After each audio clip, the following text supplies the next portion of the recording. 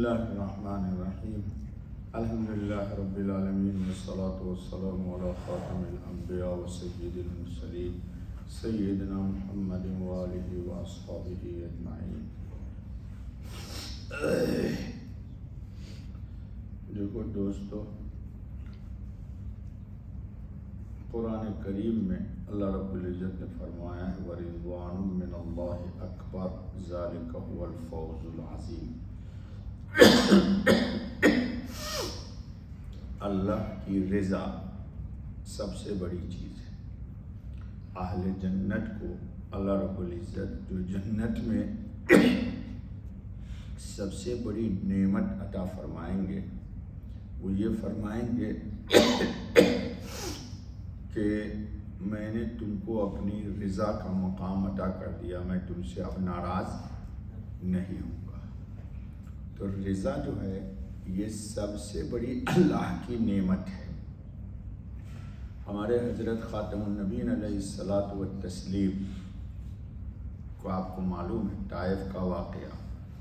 طائف میں جو کچھ بھی آپ صلی اللہ علیہ وسلم کے ساتھ ہوا اس تفصیل میں نہیں جانا۔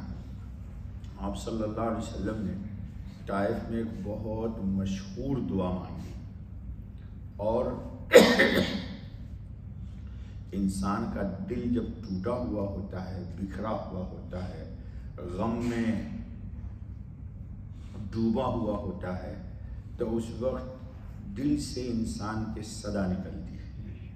اور پھر حضرت خاتم النبیین علیہ الصلاۃ والتسلیم جو اس کائنات عالم میں اللہ کی مخلوق میں سب سے اعلیٰ اور بلند مقام پر فائز ہیں، آپ بار بار ہم سے سن چکے ہیں اس پر۔ حضرت خاتم النبی علیہ الصلاۃ والتسلیم نے اپنی دعا میں ایک تو یہ کہ اللہ رب العزت کو ان کے چہرے کے نور کا واسطہ دیا۔ کس کا واسطہ دیا؟ اللہ کے رب العزت کے کریم اور مبارک چہرے کا نور کا واسطہ دیا۔ اور آخر میں ایک بات کہی کہ یا اللہ، میں آپ کو اس وقت تک نہیں چھوڑوں گا حتیٰ ترضیٰ، کہ یہاں تک کہ آپ ہم سے راضی نہ ہو جائیں۔ آپ ہم سے جی، یعنی ان لوگوں کے مارنے وارنے کا، ان کی باتوں کا مجھے کوئی غم نہیں ہے۔ اگر آپ ہم سے خوش ہیں تو ہمیں ان سے کوئی شکایت نہیں، لیکن اگر آپ ہم سے خوش نہیں ہیں تو ہم آپ کا در نہیں چھوڑیں گے جی۔ وَلَكَ الْعُتْبَىٰ حَتَّىٰ تَرْضَىٰ، یہاں تک کہ آپ راضی نہیں ہو جائیے ہم آپ کا در نہیں چھوڑیں گے۔ مسلم شریف میں روایت ہے کہ ایک روز نبی پاک خاتم النبیین صلی اللہ علیہ وسلم نے طویل سجدہ کیا، غالباً وہ 15 شعبان کی شب تھی، اور بہت لمبا سجدہ کیا، حتیٰ کہ اماں عائشہ رضی اللہ تعالیٰ عنہ کو یہ خدشہ ہو گیا کہ کہیں حضور صلی اللہ علیہ وسلم اللہ کے پاس تو نہیں چلے گئے جی۔ اتنا لمبا سجدہ، ہم لوگ تو جاتے اور آتے ہیں جی جی، جاتے اور کب گئے کب سجدے سے آئے خود کوئی نہیں پتا ہوتا جی۔ جتنا جلد ہو سکے 3 تسبیح مارا اور بھاگا نہیں جی۔ تو اب یہ بتائیے کتنا لمبا سجدہ ہوگا۔ بعض لوگوں نے لکھا ہے کہ یہ 2.5 گھنٹے کا سجدہ تھا۔ کتنا؟ 2.5 گھنٹے۔ آپ سجدے میں رہ سکتے ہیں 2.5 گھنٹے؟ 2.5 منٹ بھی نہیں ہم لوگ رہتے شاید پوری زندگی۔ آپ سوچئے کہ کبھی 2.5 منٹ کا سجدہ کیا ہے آپ نے؟ ہم نے کیا ہے جی، 2.5 گھنٹے کا سجدہ کیا۔ اچھا، تو اماں عائشہ رضی اللہ تعالی عنہ فرماتی ہیں بہت ہوشیار، دانا اور بینا ہے، اللہ ان کی قبر کو نور سے بھر دے، اللہ ان کے روح کو ہم لوگوں سے خوش کر دے، اور ہمیں اور ہماری خواتین کو اماں عائشہ کے سیرت اور نقش قدم پہ ڈال دیں۔ تو کہیں سجدے کے قریب، اور آپ صلی اللہ علیہ وسلم کے پاؤں میں ایسے کیا، ہمارے یہاں بولتے ہیں نا کلی کرنا، گدگدی لگانا، تو آپ صلی اللہ علیہ وسلم کے پاؤں میں ایسے کیا تاکہ دیکھوں چیک کروں کہ آپ دنیا میں ہیں یا اللہ کے پاس چلے گئے۔ تو آپ نے اپنے انگوٹھے کو حرکت دی، تو اماں عائشہ کے جان میں جان آ گئی کہ میرا سرتاج ابھی باقاعدہ حیات ہے۔ تب دوسری فکر یہ ہوئی کہ اتنا لمبا سجدہ کیوں کر رہے ہیں آپ، کیا کر رہے اللہ تعالیٰ سے، آخر کون ایسی راز و نیاز کی بات چل رہی ہے؟ تو اماں نے حضرت خاتم النبی صلی اللہ علیہ وسلم کے سجدے کے قریب اپنے کان کو لے گئی. تو آپ صلی اللہ علیہ وسلم ایک دعا مانگ رہے تھے. میں نے بھی سکھایا تھا رمضان میں، آپ کو یاد ہو جائے تو ضرور کر لیجئے، اور سجدے میں اس کو ضرور پڑھا کیجئے نفل نمازوں کے. اور تہجد کی اگر اللہ نے توفیق دے دی تب تو نور علی نور، اللہ ہم سب کو توفیق دے. جی میں نے کبھی بتایا تھا کہ رات میں سونے سے پہلے 2 رکعت ہی نفل پڑھ لیجیے مختصر، تو تہجد شمار ہو جائے گی. ضرور پڑھا کیجیے. اللہ نے قرآن میں حضرت سے بطور خاص کہا فتہجد بہ نافلۃ لک، کیا رسول اللہ تہجد پڑھا کیجیے. جی قرآن میں سورہ مزمل میں ان ربک یعلم انک تقوم ادنی من ثلثی اللیل ونصفہ وثلثہ. خیر، تو اماں عائشہ جب سجدے کے قریب گئی تو آپ صلی اللہ علیہ وسلم بڑی پیاری ایک دعا مانگ رہے تھے. کیا دعا مانگ رہے تھے؟ اللہم انی اسألک رضاک، یا اللہ میں آپ سے آپ کی رضا کی بھیک مانگتا ہوں. یا اللہ میں آپ سے آپ کے رضا، آپ راضی ہو جائیے، آپ کیا ہو جائیے؟ راضی ہو جائیے.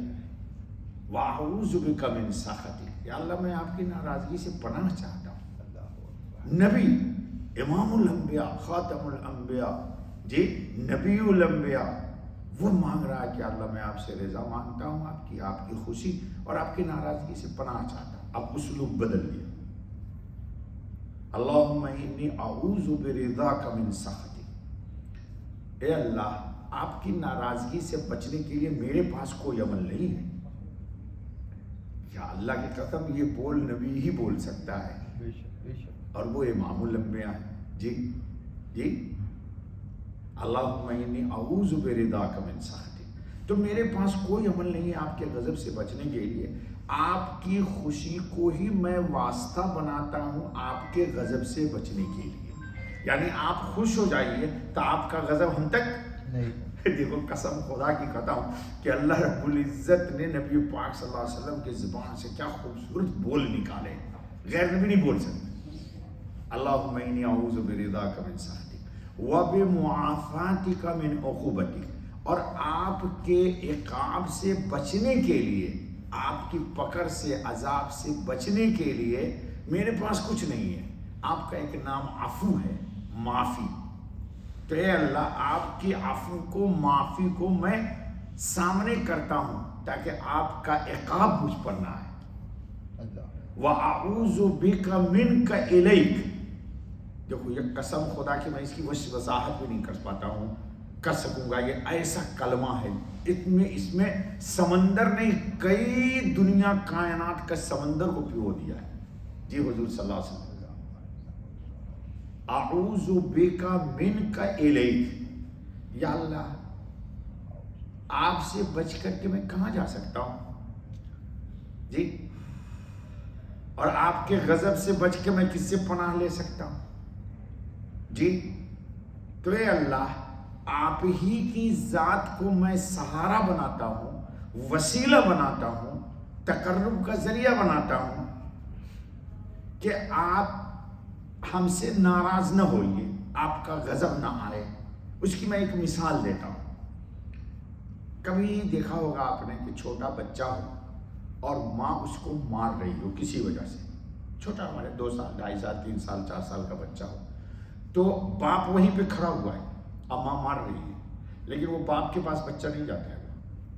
حالانکہ ماں مار رہی ہے تو باپ کے پاس جانا چاہیے، بہن کے پاس آنا چاہیے. نہیں، وہ ماں مارتی ہے اور ماں ہی کو جب بھی مار کے وہ لپٹ جاتا ہے. وہ بچہ ماں مار رہی ہے، چھڑا رہی ہے اپنے سے، لیکن وہ دوسرے کے پاس نہیں جاتا. ماں کیوں؟